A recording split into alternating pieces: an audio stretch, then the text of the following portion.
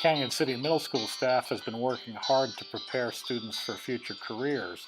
One example of that is turning part of the vocational facility into a building trades shop. This is an example of what that looks like from the inside. A major problem we have in this shop, though, is there are no external forms of ventilation.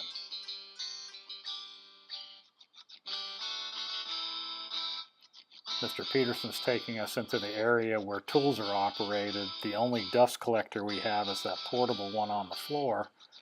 And if you look around, there are no vent hoods to exhaust fumes and dust for the students.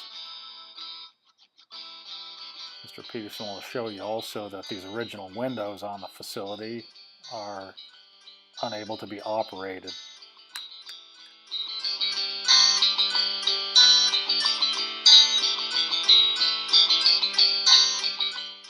Moving through other parts of the building, one can see ancient electrical boxes that are maxed out, so the school is unable to add any extra power loads.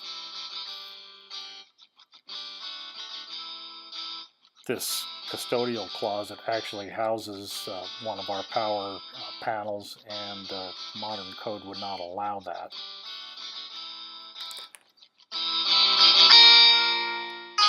This video was shot shortly after the heavy rain seasons, and you can see from the spots on the ceiling that we're still suffering some roof leaks. This is the 1925 section, 3rd floor.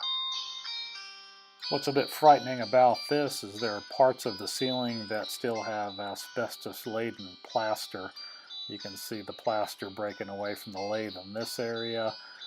That's the old ceiling above the current drop ceiling, which still has the asbestos-laden plaster.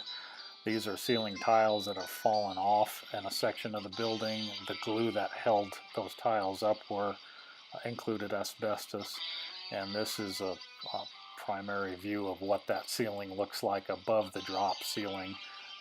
Cracking paint, we don't know what's in that.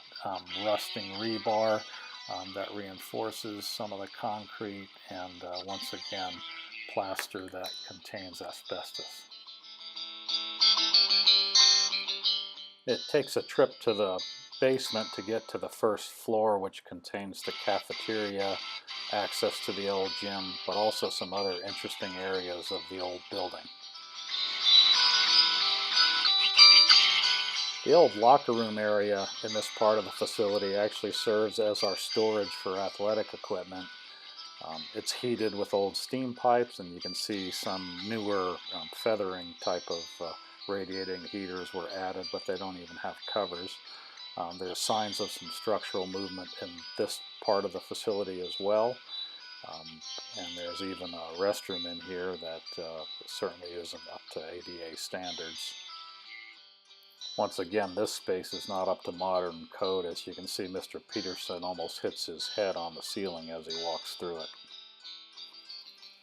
As we continue our tour in this area, you'll see some old out-of-use lockers and some mechanical equipment that simply is not up to date modern standards.